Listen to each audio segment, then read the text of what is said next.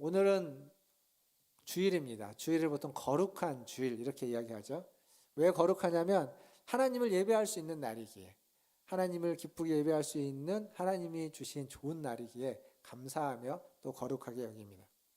이렇게 예배라는 것은, 우리가 드리는 예배라는 것은 굉장히 영광스러운 건데, 예배가 영광스러운 이유는 우리가 만들어낸 것이 아니기 때문에 그렇습니다. 예배는 하나님이 만드시고 하나님의 어떤 생각 속에 있던 것들을 우리가 실행할 수 있도록, 우리가 그것을 행할 수 있도록 하나님 우리에게 알려주신 것, 이게 예배입니다. 하나님이 예배드릴 수 있는 장소를 친히 정해주셨고, 성전이죠. 그게 성막입니다. 장소를 정해줬고 그 성막에서 어떤 제물을 가지고 어떤 순서에 따라 예배를 드리는지를 레위기를 통해서 알려주셨습니다. 그렇게 예배와 제사, 이 제사를 하나님이 알려주신 것이기에 영광스러운 겁니다.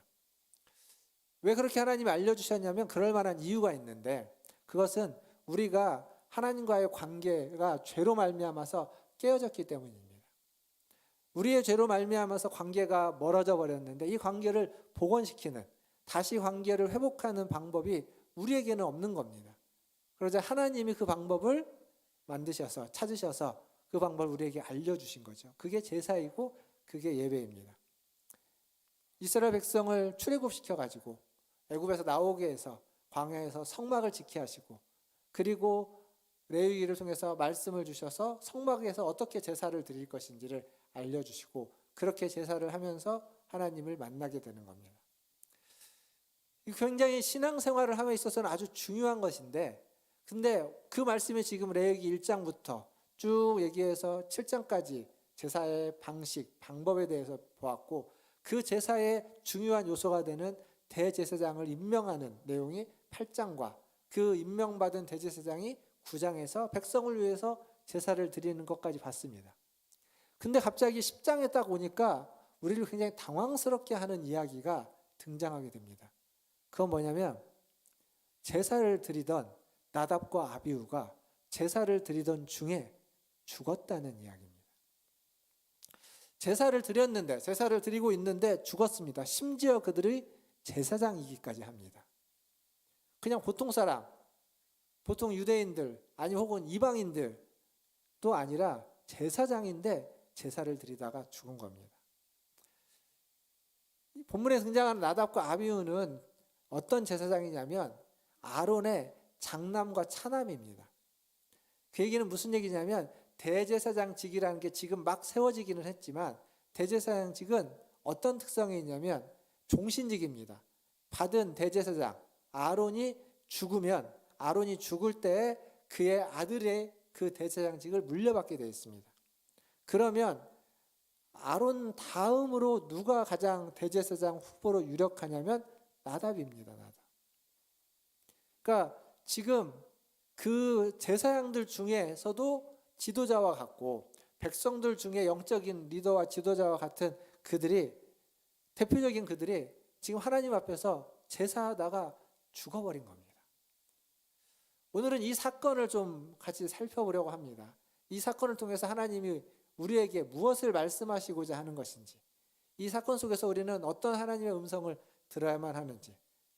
사랑하는 성도 여러분, 무엇이 여러분의 귀에 들리든지, 여러분의 마음에 와닿든지 그 들려진 말씀, 와닿은 말씀을 꼭 붙잡고 그 말씀에 순종하시고 그 말씀을 따라 살아가시는 성도님들 되시기를 주님의 이름으로 축원드립니다. 자, 아론과 그의 아들들은 7일간의 제사장 임명식을 했습니다. 그러니까 7일간 속죄제와 번제, 유임의 화목제를, 세 가지 제사를 매일 반복했습니다. 7일간 한 거죠. 그리고 이제 8일째 되는 날, 이제 아론이 주관을 해서 백성들을 위하여, 먼저는 자기 자신을 위하여 속죄제와 번제를 드렸고, 그 후에 백성들을 위하여 속죄제와 번제와 소제와 화목제를 드렸습니다. 제사장이었던 나답과 아비후도 아마 아버지가 하는, 대제사장이 하는 그 일을 같이 옆에서 협력하면서 같이 진행을 했을 것입니다. 그리고 그 일이 너무 잘 되어서 백성을 위해서 속죄제를 드리고 제사를 드리고 밖에 나와서 성막에서 뜰로 나와가지고 백성들을 향해서 선포하자 하나님의 축복을 선포하고 하나님의 축복이 임하였고, 그리고 하나님의 여호와의 불이, 하나님의 영광이 나타나는데 여호와의 불이 막 지성소 안에서 나와가지고 번제단에 있는 그 제물을 다 태웠습니다. 하나님의 영광이 그들의 눈에 아주 놀라운 모습으로 나타났다는 겁니다. 그게 우리가 읽었던 레위기 10장 1절 바로 앞에 22절과 23절과 24절 얘기입니다.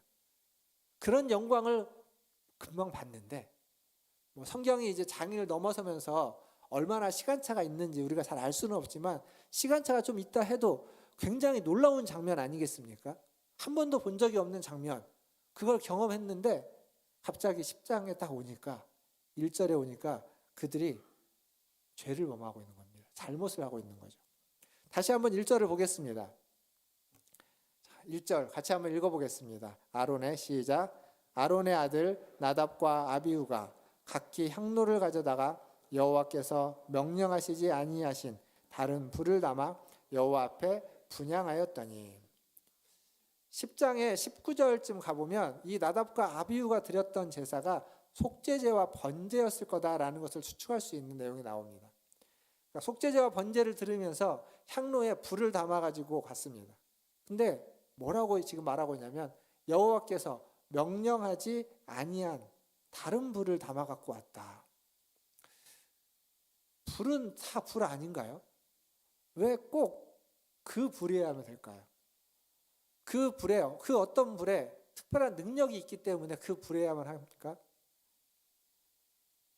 불에 뭔가 신비한 능력이 있고 그 불이 아니면 뭔가 역사가 일어나지 않기에 반드시 그 불이어야만 하는 걸까요?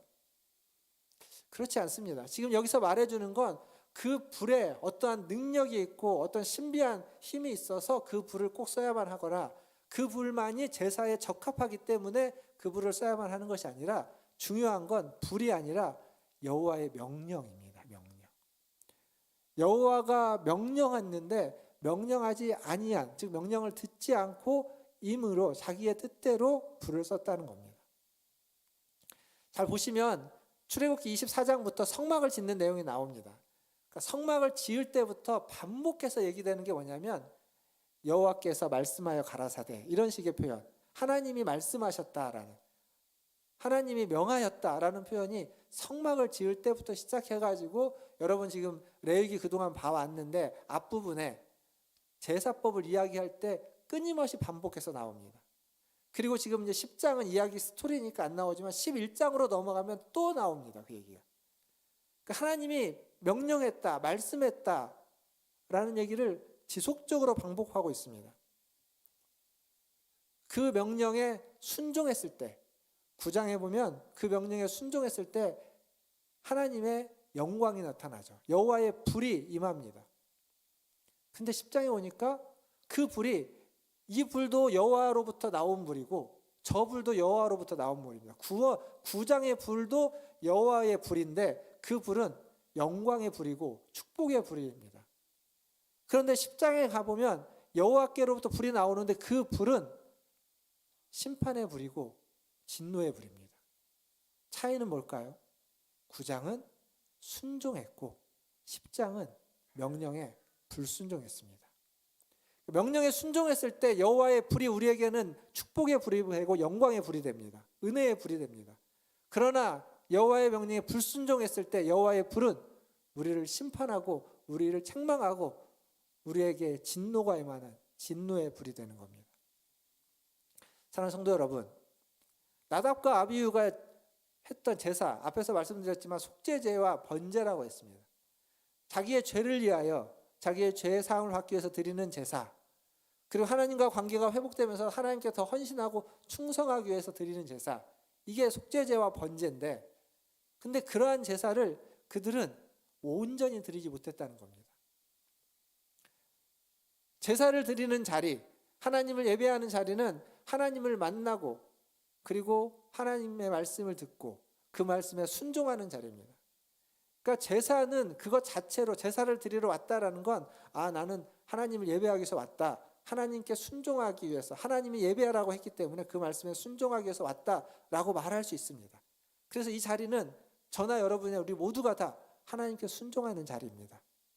하지만 이 자리에 나왔다고 해서 그냥 충분하거나 다 되는 게 아닙니다. 이 자리에서 순종의 자리에서 나답과 아비후는, 순종의 제사를 드리면서 나답과 아비후는 불순종했기 때문에 여호와의 명령을, 어떤 명령은 지켰습니다.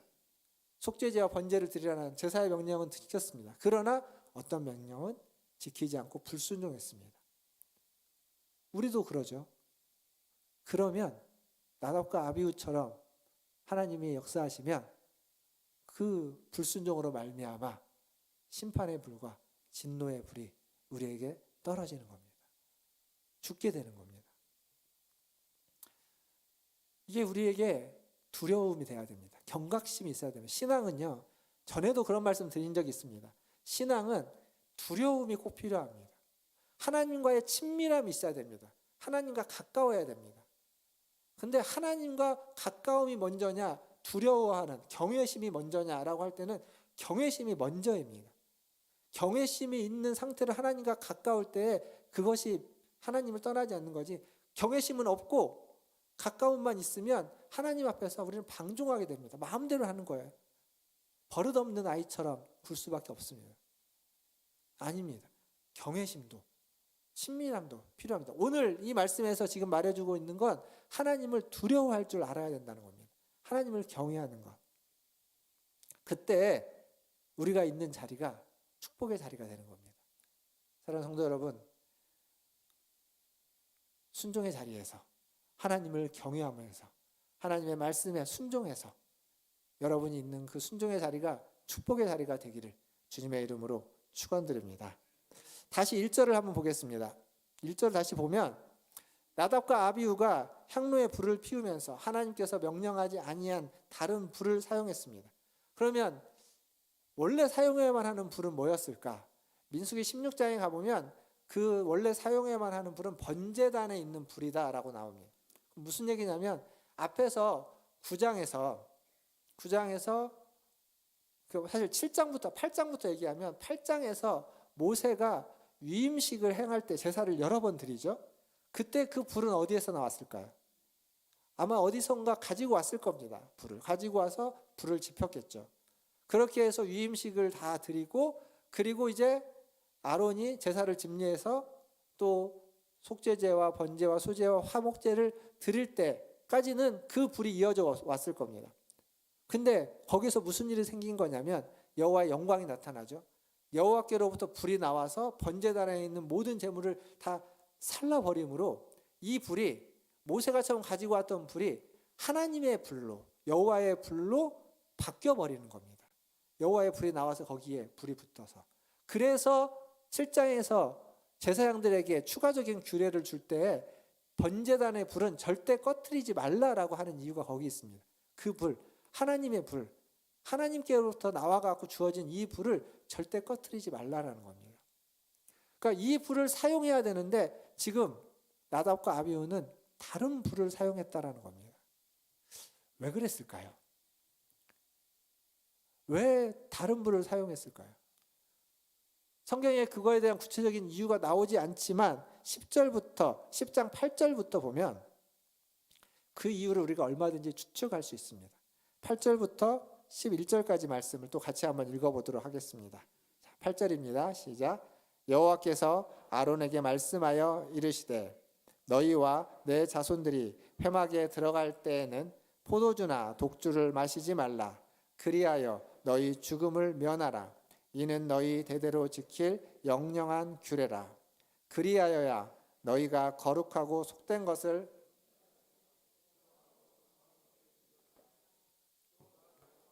모세를 통하여 모든 규례를 이스라엘 자손에게 가르치리라. 아멘. 자, 여기서 우리가 유추할 수 있습니다.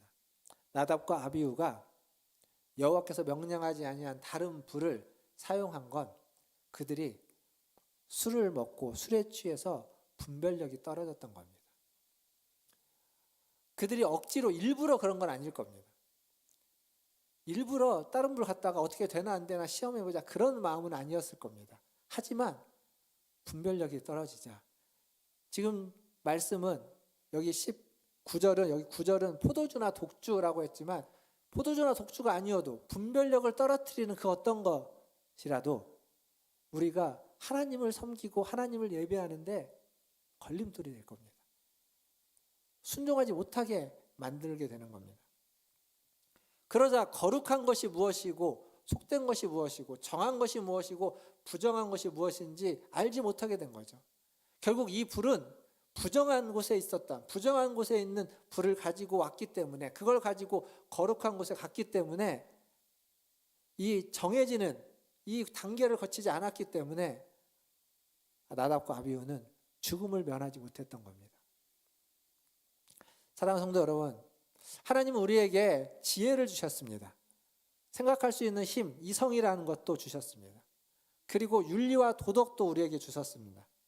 이것들은 우리가 사는데 꼭 필요한 것들입니다. 지혜, 그리고 이성, 상식, 윤리, 도덕, 이것은 살아가는데 꼭 필요합니다. 그러나 하나님을 믿는 데 있어서, 신앙에 있어서 신앙은 지혜와 이성과 윤리와 도덕보다 더 위에 있다라는 겁니다. 위에 있다라는 말이 그것이 필요 없다는 얘기입니다. 그것이 갖춰진 상태로, 그것이 있는 상태로 그 위에 세워야만 하는 겁니다. 이거 없이 상식도 없고 윤리도 없고 도덕도 없고 생각도 없는 사람에게 신앙은 제대로 된 신앙이 될 수가 없습니다. 그래서 우리가 여러분의 신앙을 성장시키고 신앙을 키우기 원하십니까? 그러면 우리의 지혜를 키워야 됩니다. 우리의 윤리관과 도덕관을 더 바르게 세워야 됩니다. 그래야 신앙이 제대로 설 수 있는 겁니다. 분별력을 잃어버리면 하나님을 섬기는 데 있어서 윤리와 도덕만을 사용하고 신앙을 사용하지 못하게 되기도 하는 겁니다. 분명 하나님이 주신 겁니다. 윤리와 도덕 좋은 거고 필요한 거지만, 그러나 하나님을 섬김에 있어서 그건 밑바닥에 있는 거고, 하나님을 섬길 때에는 하나님의 말씀이 그 위에 있고 그 말씀, 그 명령을 따라 섬겨야만 하는 겁니다. 그러지 않으면 하나님을 내 상식대로, 내 생각대로, 내 마음대로 섬기게 되는 겁니다. 그 말은 결국 하나님을 하나님으로 섬기지 않고 그냥 내가 믿는 종교의 신으로 전락시켜 버리는 거죠. 내 마음과 뜻대로, 내가 필요할 때 나를 도와주는 신으로 전락시키는 겁니다. 하나님의 말씀이라면 무엇이라도 그것이 큰 것이든 적은 것이든 순종해야 됩니다. 사무엘상에 보면 2장 30절을 볼 텐데, 사무엘상 2장에 가보면 엘리라는 제사장이 나옵니다. 엘리 제사장에도 두 아들이 있습니다. 홈니와 비느하스라는. 분명 그들도 여기 나답과 아비후랑 똑같습니다. 근데 이 홈니와 비느하스는 뭘 하냐면 제사를 드리러 사람들이 오는데 그들의 재물을 빼앗습니다. 제사장에게 주는 몫이 있어요. 근데 그 몫을 주기 전에 내가 기다리지 못하겠다, 내가 신선한 고기, 생고기, 날 것을 원한다라고 하면서 제사를 드리기도 전에 제물의 고기를 먼저 가져가 버립니다. 신선한 걸 가져간다고. 그 제사를 드리러 온 사람들이 제사를 드리고 주겠다, 다 줄 테니까 잠깐 기다려라 라고 하는데 기다리지 않고 빼앗아 가버립니다. 성경은 뭐라고 말하냐면 그 소년들이 여호와의 제사를 멸시하였더라, 이렇게 기록하고 있습니다. 그 얘기의 뒤에 쭉 나오는 이야기의 30절, 사무엘상 2장 30절을 보면 하나님이 이렇게 이야기합니다. 자막 한번 보여주시겠습니까? 30절이 좀 깁니다. 요 한 거 놓고 뒤에 또 있거든요. 같이 한번 읽어보겠습니다. 30절 시작. 그러므로 이스라엘의 하나님 나 여호와가 말하노라. 내가 전에 내 집과 내 조상의 집이 내 앞에 영원히 행하리라 하였으나 이제 나 여호와가 말하노니 결단코 그렇게 하지 아니하리라. 나를 존중히 여기는 자를 내가 존중히 여기고 나를 멸시하는 자를 내가 경멸하리라. 원래 하나님이 뭐라고 말씀하셨냐면 엘리의 집이 영원할 것이라고 이야기했습니다. 근데 뭐라고 말하죠? 내가 결단코 그 일을 이루지 않을 것이다. 이제 끝났다라는 겁니다. 그 이유가 뭐냐면 너희가 나를 존중하지 않았다. 나를 존중하는 자를 나도 존중히 여기고 나를 존중히 여기지 않는 자를 나도 경멸한다. 나를 멸시하는 자를 경멸한다. 이렇게 얘기하고 있습니다. 사랑하는 성도 여러분, 부디 하나님을 두려워하시고 하나님을 경외하시고 하나님을 존중히 여기십시오. 그건 하나님이 그럴 만한 분이시기도 하지만 당연히 그래야만 하기도 하지만 그게 내가 사는 길이기도 합니다. 내가 올바르게 살려면, 내가 하나님을 믿으면서 하나님의 은혜를 받으면서 바르게 살려면 하나님을 두려워할 줄 알아야 되고 하나님을 존중할 줄 알아야 됩니다. 그 두려움과 그 경외심과 존중은 결국 무엇으로 표현되고 나타나느냐? 하나님의 말씀을 어기지 않는, 그 하나님의 명령에 순종하는 것으로 나오게 되는 겁니다. 하나님을 존중히 여기는 삶을 사시는 우리 문화전제일교 성도님들 다 되시기를 주님의 이름으로 축원드립니다. 이제 마지막을 볼 텐데 3절부터 이 나답과 아비후가 죽은 다음에 그의 장례에 대해서 이제 모세가 이야기합니다. 근데 여러분, 장례식에 가보면 유가족들의 모습이 있죠. 근데 유가족들의 모습이 천차만별입니다. 장례식마다 다 다릅니다. 어떤 장례식은 굉장히 엄숙하고 차분하면서 이 장례가 얼마나 귀하게 그리고 차분하게 드려지는지를 알 수 있습니다. 반면 어떤 장례식에 가면 그 고인에 대한 그 애틋함이 너무 크고 그리고 안타깝게 또 운명을 달려가는 소천하신 분들 앞에 가면 그렇게 유가족들이 눈물을 참지 못하는 경우들도 많이 있습니다. 근데 정반대의 경우도 있습니다. 어떤 장례식에 가면 이게 유가족이 맞는지 그냥 조무는 사람인가처럼 그 장례식에 집중하지 않고 약간 장례식을 이렇게 겉도는 것 같은 유가족들도 있습니다. 좀 맹숭맹숭합니다. 덤덤하고 별로 그렇게 스포하지도 않고 그냥 덤덤하면서 장례식에 집중하지도 않고 뭔가 가족끼리도 하나 되지 않는 그런 유가족들, 그런 경우도 있습니다. 이제 장례식을 많이 가다 보니까 다양한 유가족들의 모습을 보면서 느낀 겁니다. 근데 지금 아론의 두 아들 나답과 아비후의 장례식을 치러야 됩니다. 근데 이 장례식에서 모세는 아버지 아론과 그 동생들, 그 형제들을 다 배제시켜 버립니다. 빼버립니다. 3절과 6절을 보면 잠잠하라 라고 하고 죽음을 애도하지 못하도록, 애도하기 위해서 옷을 찢고 머리를 풀고 옷을 찢는 일을 하지 말라라고 명령하고 있습니다. 사람이 죽으면 애도하는 건 인지상정입니다. 내가 좀 아는 사람, 나랑 친한 사람이 죽어도 안타깝고 눈물이 날 수 있는데 가족이 죽었습니다. 두 아들이나 죽었습니다. 형들이 죽었습니다. 애도하는 건 지극히 당연하고 애도를 해야만 그들도 살 수 있을 겁니다. 근데 지금 애도하지 말라는 겁니다. 너무하는 거 아닌가요? 모세도 너무하고 하나님도 너무하고 왜 이렇게 인정사정 없이 매몰차게 못하도록 막습니까? 마태복음 8장 22절에 가면 예수님을 찾아오는, 예수님이 부른 한 청년이 나옵니다. 너는 나를 따라오너라 부르니까 그 청년이 뭐라고 말하냐면, 예, 따라가겠습니다. 아버지를 장사한 후에 아버지의 장례를 치르고서 주님을 따라가겠습니다. 이렇게 대답을 하자 예수님이 그 청년에게 이렇게 말합니다. 8장 22절입니다. 예수께서 이르시되 죽은 자들이 그들의 죽은 자들을 장사하게 하고 너는 나를 따르라 하시니라. 죽은 자는 죽은 자들끼리 장사하라고 나서라. 너는 나를 따라라. 우리가 살아가면서 인간세에서 장래만큼 큰 일이 없습니다. 사람의 인생 중에 장래만큼 큰 일이 없습니다. 누군가에게 갈 때 장래만큼 크게 여겨야 되는 일들이 없습니다. 근데 지금 여기에서 예수님도 모세도 다 그 장례를 못하도록 하는 겁니다. 장례를 다 못하도록 하는 거예요.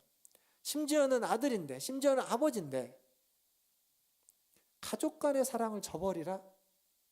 장례는 필요 없다? 그런 의미가 아니겠죠. 그런 의미가 아닙니다. 이 이야기의 핵심은 이겁니다. 인간에서 인간으로 살아가면서 가장 중요한 그 어떤 것보다도 먼저 우선시해야만 하는 것이 장례라면 그것보다 하나님과의 관계가 더 우선이다라는 겁니다. 인간으로서 살아가면서 최고 우선인 것보다 하나님과의 관계가 그것보다 훨씬 더 중하다라는 겁니다. 그걸 말해주기 위해서 이 청년에게, 그리고 대제사장 아론과 그의 가족들에게 아주 엄격하게 이야기하는 겁니다. 항상 이렇지 않습니다. 레위기 뒤에 가면요, 대제사장 가족의 장례일 경우에는 장례를 치릅니다. 장례를 치러요. 근데 지금 여기에서만큼은 대제사장으로, 제사장으로 임명받은 지 얼마 안 됐잖아요. 임명받은 게 얼마나 중요한 직책이고 얼마나 큰 것인지, 큰 사명인지를 지금 아픈 일이지만, 뼈아픈 상황이지만 견디라고 하는 겁니다. 그게 너무 크기에, 그 사명이 너무 중하고 귀하기에 지금 인간사에서 가장 힘들고 가장 중요한 일이지만 그걸 묻어둬야 된다. 견뎌라 라고 지금 이야기하는 겁니다. 사랑하는 성도 여러분, 우리가 읽었던 말씀의 6절을 보시면 이런 말씀이 되어 있습니다. 머리를 풀고 옷을 찢지 말라. 그리하여 죽음을 면하라. 머리를 풀고 옷을 찢으면 너희도 죽을 것이다 라는 얘기입니다. 그리고 여호와의 진노가 온 회중에게 미치는 것을 면하게 하라. 미치지 않도록 해라. 너희가 슬퍼하고 함께 울면 이 죄가 너희로 끝나는 것이 아니라 온 회중에게 미치는데, 너희는 제사장이니까 회중에게 미치지 않도록 여기에서 끊어야 된다라는 겁니다. 그게 그들의 사명인 겁니다. 슬픔이 크죠. 울고 싶고 애도해야 되는 게 맞는데, 살기 위해서라도 애도해야 되는 게 맞는데, 그러면 사명을 저버릴 뿐더러 이스라엘 온 회중이 그 화가, 그 진노가 그들에게 미치는 겁니다. 제사장은 이럴 수 없는 겁니다. 그래서 눈물을 머금고 슬픔을 참고 견디는 겁니다. 그냥 룰루라라 장례식 안 하니까 좋다, 그게 아니라 견디는 겁니다. 제 10장 11절까지 읽었는데 뒤에 얘기를 한번 여러분들이 집에 가서 읽어보시면 견디고 있다는 느낌이 뒤에 나옵니다. 아론이 하는 말이 있어요. 견디는 겁니다. 시간이 우리 여성중창당 특송이 2부 예배는 있죠. 좀 이렇게 짧게 마무리하도록 보겠습니다. 사랑하는 성도 여러분, 하나님이 우리를 부르셨습니다. 그 부르심이 영광스럽고 거룩하고 귀하기 때문에 그 부르심보다 세상에 아무리 큰 일도 그 부르심보다 못하다는 것을 말해주기 위한 겁니다. 저에게 부모님 장례 나면 장례 치르지 말라, 그런 얘기가 아닙니다. 그 얘기를 하고 있는 게 아니라 하나님이 우리를 부르신 부르심, 제사장으로서의 부르심, 성도로서의 부르심. 제가 제사장 얘기하고 직분 얘기하니까 여기 직분 안 받으신 분들이거나 그런 분들은 나와 상관없는 얘기라고 생각하지만, 제가 반복해서 계속 얘기하죠. 하나님은 우리 모두를 왕같은 제사장으로 불렀다. 왕같은 제사장은 구약에 있는 표현을 하면 대제사장이라고 말할 수 있습니다. 하나님은 우리 모두를, 여러분을 대제사장으로 불렀습니다. 제사장 얘기를 제가 하고 있으면 그 얘기는 여러분들 이야기인 겁니다. 그래서 여러분들이 어떤 마음과 태도를 가져야만 하는지, 지금 아론이 가져야만 하는 마음, 갖고 있는 마음과 태도가 여러분의 것이어야 되는 겁니다. 자기 자신에게 엄격해야만 합니다. 우리는 하나님의 사람으로서, 하나님이 부르신 제사장으로서 세상에 하나님을 보여야 되고 세상에 메시지를 전해야 됩니다.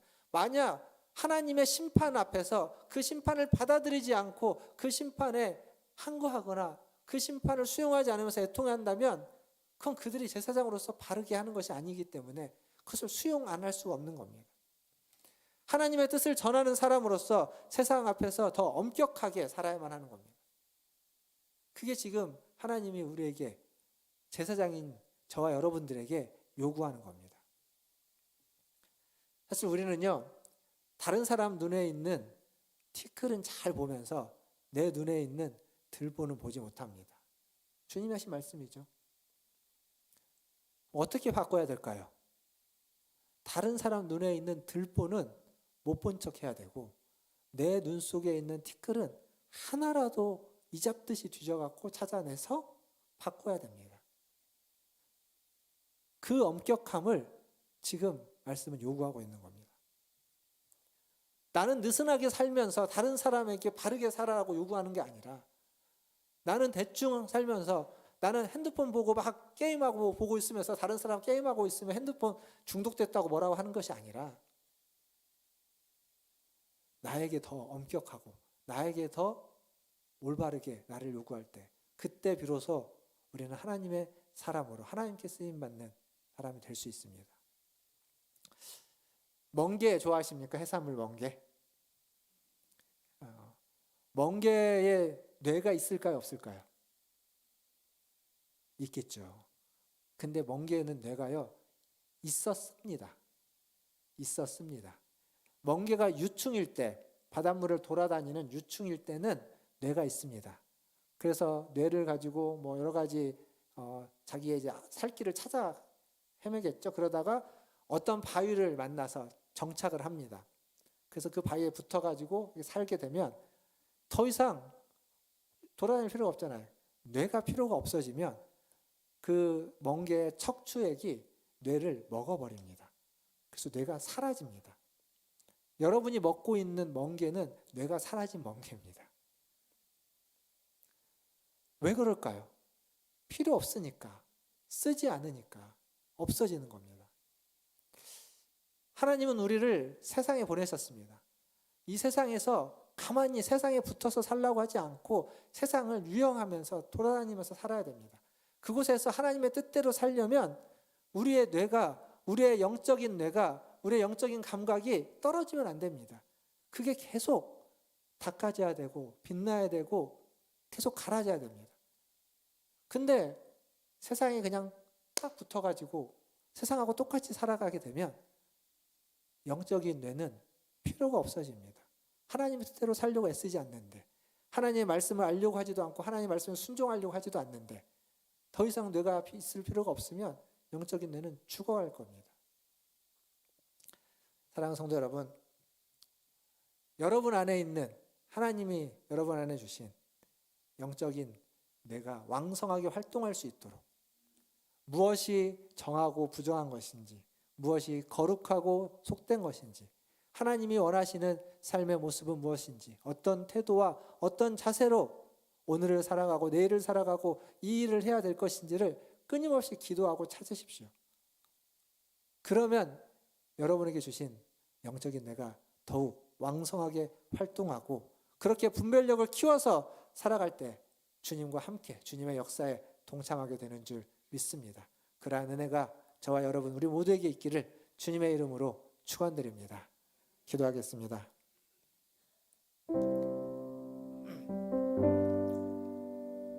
기도하실 때 말씀을 기억하면서 잠깐 기도하겠습니다. 하나님, 우리를 왕같은 제사장으로 부르셨습니다. 여러분은 다 왕같은 제사장으로 부름받은 사람들입니다. 제사장으로서 분별력이 필요합니다. 취하지 말고 분별하여서 하나님이 원하시는 분별력을 가지고 하나님 원하시는 것을 선택하고 하나님의 말씀에 순종하고 세상에 붙어 살아가는 것이 아니라 하나님이 주신 영적인 뇌를 왕성하게 활동해서 하나님의 뜻에 순종하며 살아갈 수 있는 내가 되게 해달라고 우리 같이 한 목소리로 기도하며 나아가겠습니다. 기도하겠습니다. 하나님 아버지,